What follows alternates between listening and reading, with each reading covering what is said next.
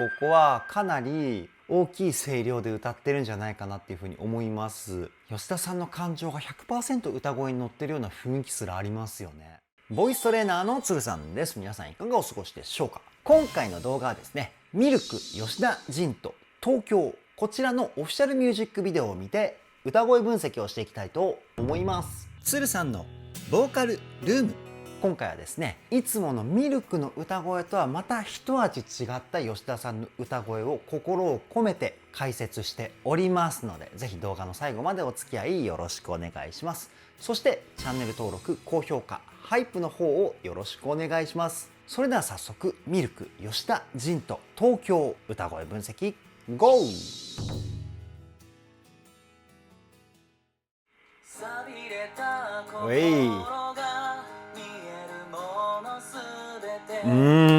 なんかやっぱりソロっていうことで、いつもの吉田さんの声よりも全体的に優しいというか甘い感じがしますよね。これどういう風な声の出し方をしているかっていうと、まず歌では代表的な声を響かせる3つのポイントがあります。肺の中の胸腔共鳴、口の中の口腔共鳴、そして鼻の中の鼻腔共鳴。共鳴っていうのは響きっていう意味として把握してもらえたらいいかなっていうふうに思うんですけど、吉田さんの声はですね、鼻の中の鼻腔共鳴、ここが中心になっています。そして少しだけ肺の中の胸腔共鳴の音色を混ぜているみたいな声の出し方なんですけど、鼻腔共鳴っていうのは声にですね、艶っぽさを乗せることができるポイントです。プロっぽい声質っていうかね。で、肺の中の胸腔共鳴がですね、声の太さのコントロール、こちらがメインですね。あと声の力強さとかその辺のコントロールを行ったりするポイントなんですけど、胸腔共鳴でキリッとしたかっこよさを表現して、鼻で温かさだったり甘さ、この辺を表現しています。もう一回聞いてみましょう。錆びれた心が見えるものすべて。錆びれた心が、僕がやるとこういう感じの声になるかな。いやー、さすがの安定感ですよね。すっと歌声が心に届くっていう感じがしますよね。濁してしまうよ、増えたもんじゃねえな。かなりリズムもですね、強調して歌ってる感じがありますよね。このタッタタッタタっていう風にこう弾んだ感じのリズムの楽曲だと思うんですけど、この弾んだ感じをですね、歌で表現するには全体的にですね、音を切る必要が出てきます。スタッカートって言うんですけど、吉田さん軽く音を切りながら歌ってるので、そこ注目してもう一回聞いてみましょう。ほら。濁してしまうよみたいな、濁してっていう風に大げさには音切ってないんですけど、さりげない感じで音を切って歌ってるからこそ、この弾んだ雰囲気がですね、表現されるんですね。リズム知識も素晴らしいですよね。昔なじみたちは楽しそうに生きてさ。今聞いたフレーズぐらいから言葉の輪郭がですね、全体的にはっきりした感じがありますよね。おそらくレコーディングの時にここのフレーズはですね、口を大きく開いて歌ったんじゃないかなっていうふうに推測します。言葉がはっきり聞こえてくるプラス声の音色がですね、若干明るくなった雰囲気もあるんですよね。口を大きく開けることによって口角も上がるんですよ。口角が上がると声質って明るくなります。そこ注目してもう一回聞いてみましょう。ほら、昔なじみたちが、こんな感じの音色ですよね。で、今聞いた後半部分はですね、楽しそうに生きてさっていう感じで、最初に歌った声の雰囲気にまた戻してるんですよね。こういう声の音色での表現力、素晴らしすぎる。うい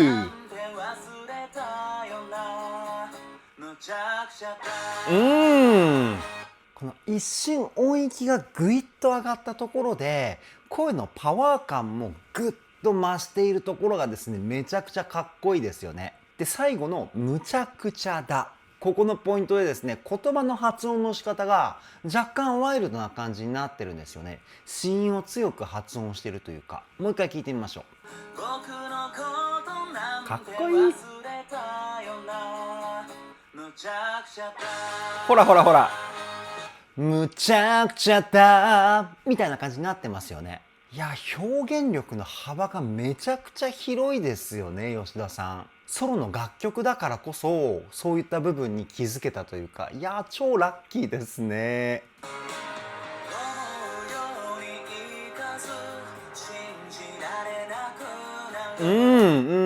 で、メロディーはですね、先ほど聞いたところと同じなんですけれども、バックのサウンドが変わったじゃないですか。バンドサウンドになりましたよね。そこで吉田さんまた歌い方を変えてるんですよね。声の出し方は変えていないんですけど、変えたのはリズムの取り方とリズムの表現方法ですね。ドラムのパターンがですね、ドン、ドバン、ドドン、ドバンみたいな感じなんですよ。ここのドラムのアクセントって言われる強い音の部分にですね、子音のアタック音を合わせて歌ってるんですよ。そうすることによって楽曲全体でのノリが生まれます。これ音楽の専門用語でグルーブとかグルーブ感っていう風な言い方をするんですけど、このノリがまたかっこいいですよね。もう一回聞いてみましょう。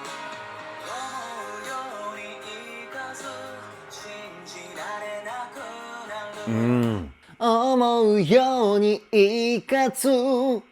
んな感じの歌い方に変わってますよね。こういう風にバックのサウンドが変わったことで歌い方を変えるってすごいですよね。普通だったら最初のアコギと歌だけの部分と同じように歌っちゃいがちだと思うんですよ。てか吉田さんはバンド経験とかがあるのかな。なんかバンドのメインボーカルの人が使っているようなリズムテクニックなんですよね。ぜひ詳しい方コメントで教えてください。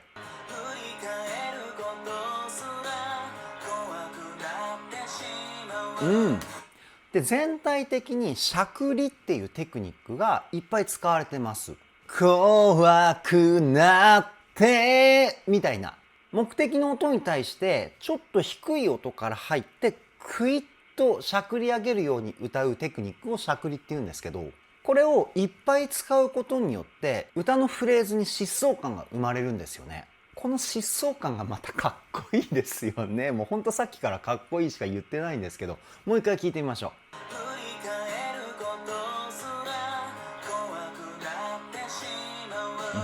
いいね。結構ロックボーカルの人とかはこのしゃくりを癖で入れて歌っていたりするんですけど、推測なんですけど、やっぱり吉田さんはロックボーカルでバンド経験があるんじゃないかなって思うんですよね。以前ミルキーズの皆さんから吉田さんはボイトレをすごい頑張ってるっていう風なお話は聞いていたんですけど、いやー、吉田さんの歌声とても興味深いですね。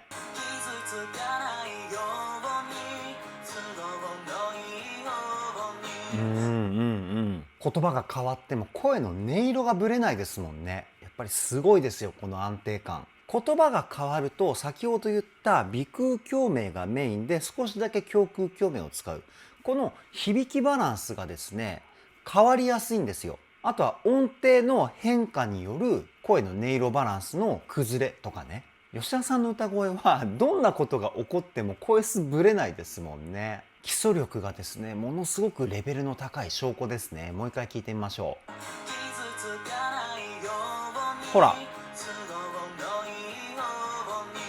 全く変わらない。まあ、強いて言うと、傷つかないようにのよ。このポイントだけ声をですね、ぐっと太くしてるんですよね。この音色はですね、僕狙って声を太くしたんじゃないかなっていうふうに思うんですけど、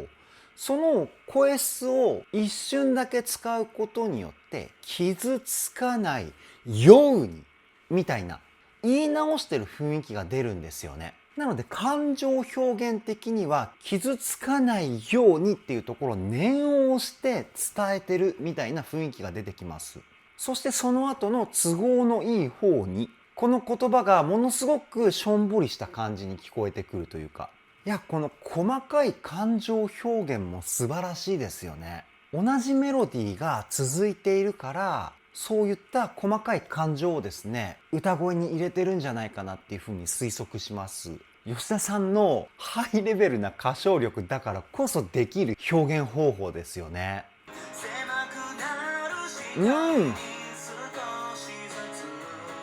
ここで一回止めますよ。狭くなる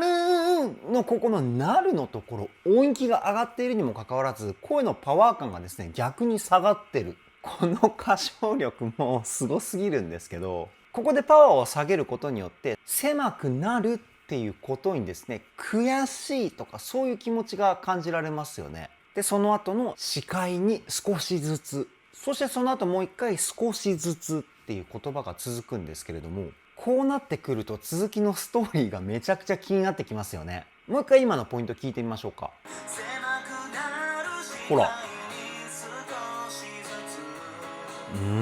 ね、狭くなるのところで声のパワー感が下がってますよね。声量がこう下がったように聞こえるというか、普通声の自然な流れとしては音域が上がれば声量も比例して大きくなるもんなんですけどね。いや、ほんとすごいですね。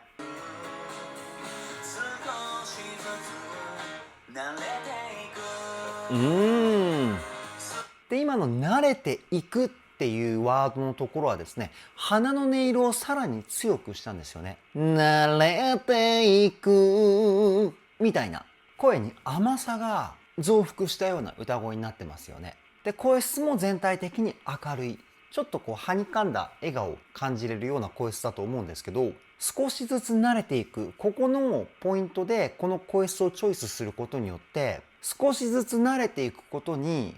諦めのような感情を持っているみたいな表現なんじゃないかなっていうふうに思います。もう一回聞いてみましょうか。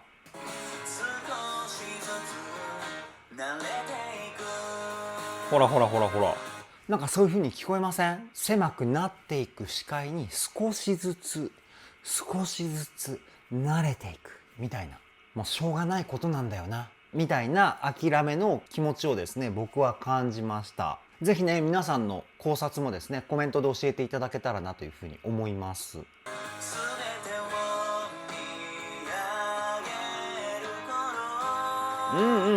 で今音域がぐっと下がりましたよね。でも吉田さんの声質変わってないじゃないですか。ここはですねあるテクニックを使ってます。どういうテクニックかっていうと、音域が低くなればなるほど鼻に入れる声の量を増やすんですよね。そうすることによって中音域ぐらいの声質をキープしたまま低音域を歌うことができます。これをやらないと低音域どういう声になるかっていうとみたいな、こういう重くてずっしりした暗い声質になっちゃうんですよ。でも同じ音域を先ほど言ったテクニックを使うと話し声ぐらいの音色になりますよね。こういう風に低音域でもいい意味で軽い感じの声で歌うことによって歌声もすごく聞きやすいですし、声質のキャラクター感もですね統一できますし、いいことがものすごくいっぱいあるんですけど、ただやっぱり慣れるまでものすごく難しいですね、このテクニックは。もう一回聞いてみましょうか。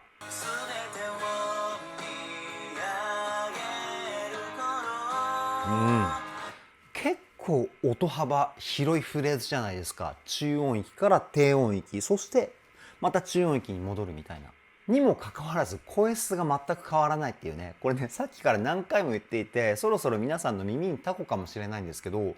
声の自然な流れっていうのは音域が下がれば下がるほど太くなって、音域が上がれば上がるほど声が細くなるのが普通なんですよ。だから音幅が広いフレーズこそこれが顕著に現れるっていうかね。でも吉田さんの声はですね全く変わらないじゃないですか。だから僕はねものすごく驚いています。そもそも音幅のあるフレーズも難易度めちゃくちゃ高いですからね。さらっと歌ってるから難しく聞こえないかもしれないんですけど、よく聞くと難易度 S クラスの楽曲ですよ、東京は。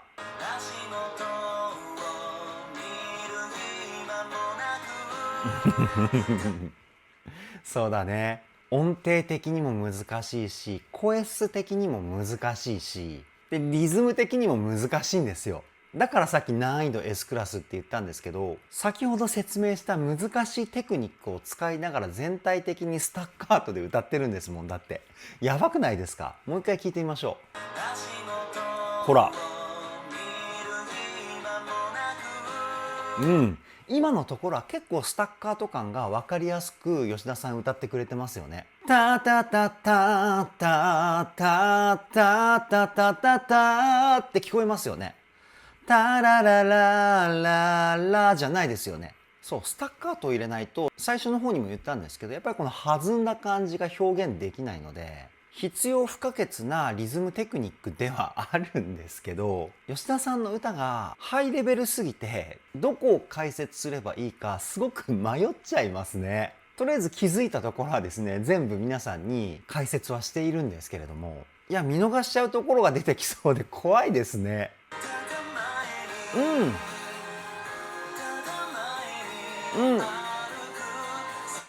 今のただのところがものすごく強くスタッカート入れてますよね。ただ前にみたいなスタッカートを入れるプラス子音もですねすごく強く発音してます。だから言葉のアタック感がめちゃくちゃかっこいいことになってますよね。もう一回聞いてみましょう。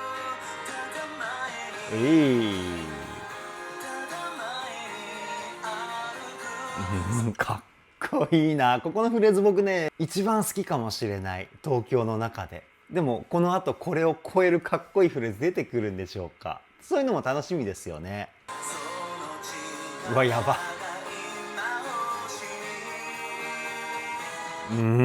また急激に音域がぐっと下がりましたよね。めちゃくちゃすごい音感がないと歌うの絶対難しいですよ。音取るだけでもヒーヒーしそうな感じ。もう一回聞いてみましょう。ほら。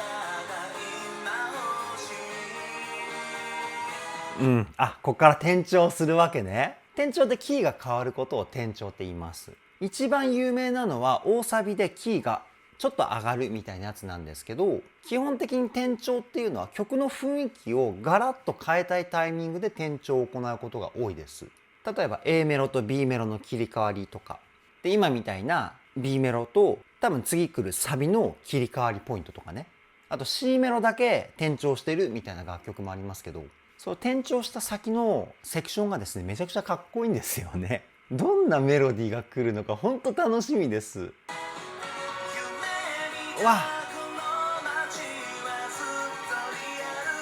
うわかっこいい。サビでこの情熱的に歌ってくれるのがですねものすごく心に突き刺さってきますよね。で言葉のアタック感も全体的に強いし、いやサビの吉田さんの歌声が一番かっこいいかもしれない。早速ね更新されましたけれども、で多分口もですねサビは大きく開けて歌ってると思います。言葉の輪郭がですねものすごくクリアですよね。もう一回聞いてみましょう。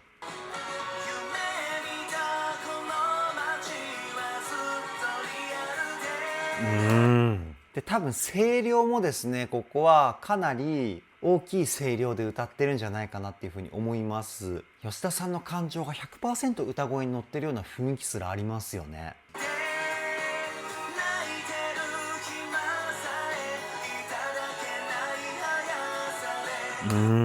やっぱりなんかミルクの時に表現してる歌声とソロの時の歌声全くではないんですけど、やっぱり違いますよね。ソロの吉田さんの歌声の方が個性が強いような気がします。これが吉田ジトだっていうそういった世界観を感じる歌っていうかね。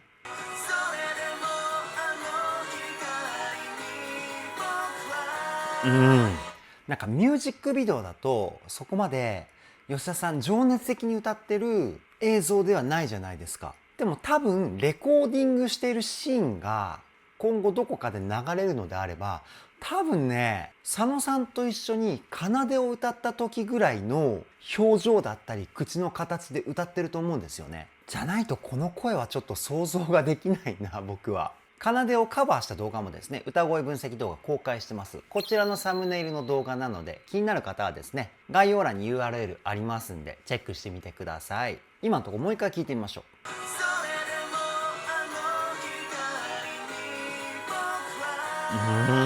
こういうストレートな歌声が一番響きますよね、心に。いい意味でシンプルイズベストというか、吉田さんほど歌唱力のある方がですねサビではシンプルイズベストを選ぶっていうところがものすごくエモいなっていうふうにも思いますしね。この人間味あふれる歌声最高ですね。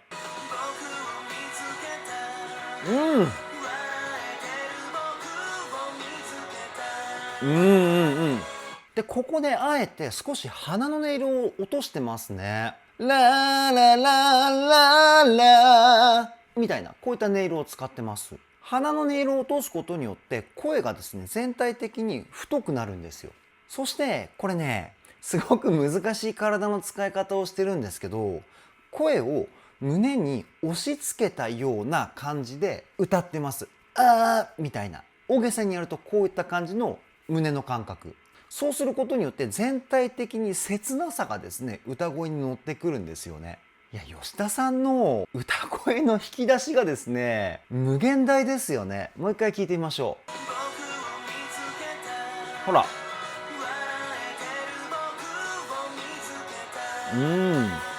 僕を見つけたみたいな、僕がやるとこういう感じになるかな。この切ない感じがたまらないですよね。いやーいろんな歌声が出てくるからものすごく楽しいです。分析してて。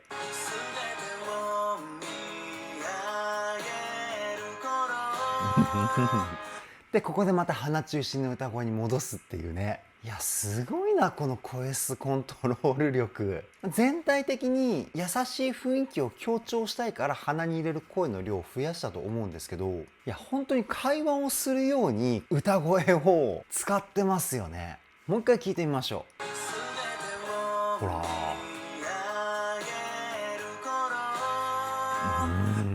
めちゃくちゃ甘くて優しい声ですよね。なんか嬉しくなっちゃいますね。吉田さんのソロ曲を聴くことができて。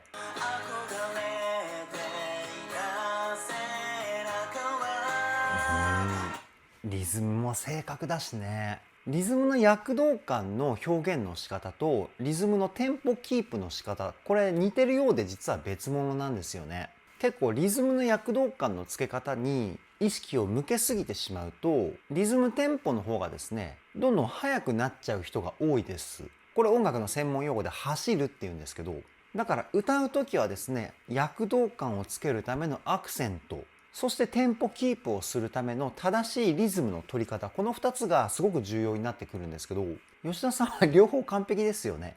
でしかもねタンタンタン、このテンポの曲じゃないですか東京って。多分吉田さんがレコーディングしてる時に取ったリズムっていうのはタタタタタタタタタタタタ、この細かいリズムで取って歌ったんじゃないかなっていうふうに思います。リズムって細かく取れば取るほど歌声に疾走感が乗ってくるんですよね。で大きく取れば取るほど全体的にゆったりとした雰囲気が出てくるというか、だからこういうスローテンポな楽曲っていうのは細かく取った方が全体的な雰囲気としてはすっきり聞こえてくるんですけど、まさに吉田さんはそのリズムの取り方でレコーディングしたんじゃないかなっていうふうに推測します。もう一回聞いてみましょ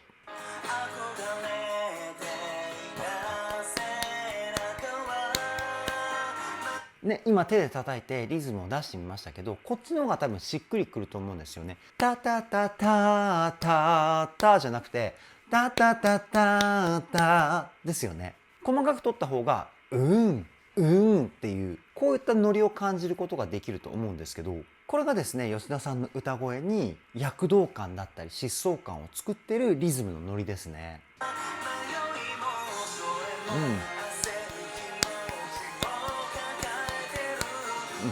ね、今のところもタタタタタタっていう風にリズムを叩いてみましたけど、言葉が全部ここのリズムに乗ってましたよね。ここで確信に変わりました。やっぱり吉田さんはですねこの細かいリズムパターンでリズムを取ってレコーディングしたんだなって。リズムの取り方だけでも歌の雰囲気ってものすごく変わってくるので、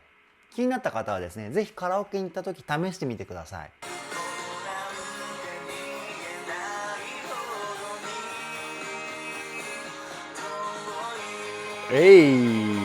てか歌に集中しすぎてミュージックビデオの方がですねちょっとおろそかになってしまっていたんですけど、アスファルトの上に吉田さんの部屋の荷物があるっていう状況なのかな。でさっきものすごい風吹いてましたよね。周りにね紙とかいっぱい散らばってるし、どういうシーンなんだろう。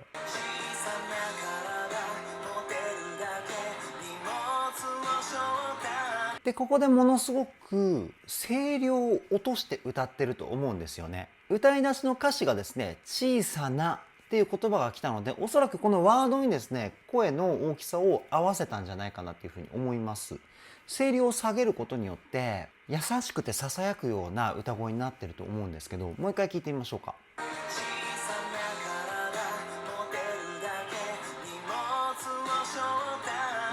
小さな体、持てるだけのところだけ歌声に息の音を混ぜるウィスパーボイスっていうテクニックを使ってるんですよね。で、その後の荷物を背負ったっていうワードではウィスパーボイスを使っていなくて、地声感が強い歌声で表現しています。なので荷物を背負った瞬間に何か決意をしたみたいな心の強さを表現したんじゃないかなっていうふうに思います。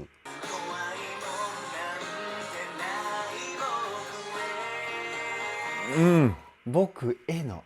の声がですね、ものすごくかっこよかったですよね。ここで喉の奥の空間をですね、ぐって広げてるんですよね。みたいな大げさにやりましたけど、こういった音色を使ってます。喉を広げることによって胸腔、口腔、鼻腔全体がですね、響くようになるんですよ。なので声の広がり感がものすごいことになってるんですよね。もう一回聞いてみましょう。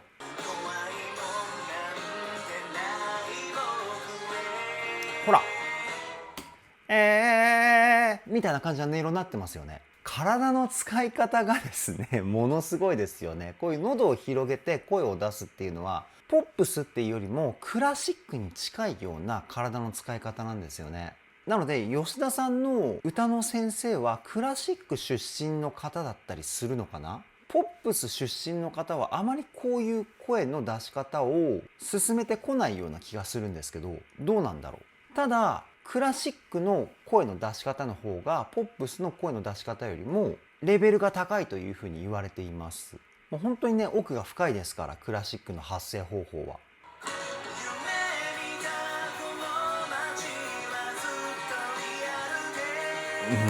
このタイミングでサビはやばいね。すごくね、グッときます。もうめちゃくちゃ感動しちゃってる。余計なテクニックは使わず気持ちだけを前へみたいなね、もう本当に男気を感じる歌かなっていうふうに思うんですよね。男は黙って気持ちみたいな、なんかそういう歌声に聞こえませんか皆さん。めっちゃいいですよね。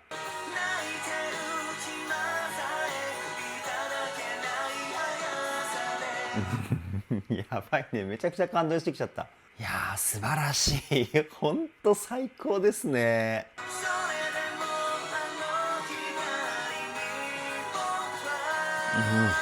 油断するともう聞き入っちゃって止めるタイミング見失っちゃいそうです僕。多分分析が終わったらですね、何度も永遠リピートすると思うんですけど、きっと皆さんも何回も何回もリピートしてますよね。めっちゃいい曲でめっちゃいい歌。いいね。いい。最後はウィスパーで締めるっていうね。歌の流れ的にはまた男は黙って気持ちの歌声でいくのかなっていうふうに思ったんですけど、優しく締めるっていうね。でもう一回しぐらいありそうですよね。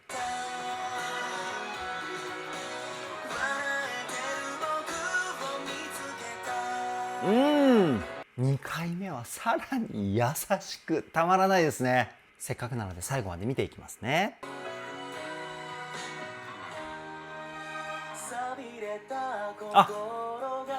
なるほど、最後まで見ていきますねとか言って最初に戻んのか。ごめんなさい、変なところで止めちゃった。びっくりして。歌い出しからいきましょう。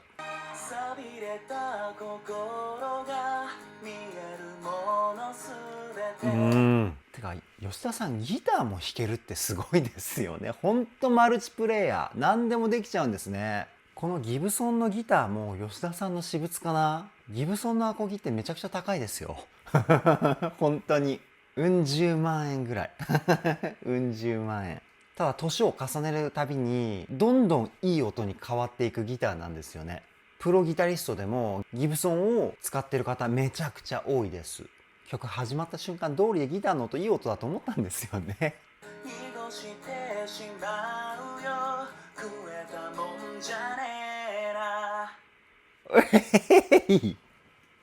いや、このカットアウトやばいね。でここ触れようか触れまいか迷ったんですけど、吉田さんが弾き語りで歌っている感がですね、ものすごく感じれるポイントかなっていうふうに思うんですよね。なぜかっていうと、ここのシーンはですね、吉田さんの歌声とアコースティックギターの音がですね、ものすごく近く聞こえるような音の編集がされてます。それがですね、間近で聴いてる感じがして、なんか吉田さんが一歩近づいて弾き語りで歌ってくれているような音の距離感というかね、これがね感動しますよね。で最後スパッて終わるのがですね、ものすごくかっこいいし、逆に余韻に浸れるっていうかね、いや最高の構成なんじゃないでしょうか。あと9秒あるんで最後まで見ていきますね。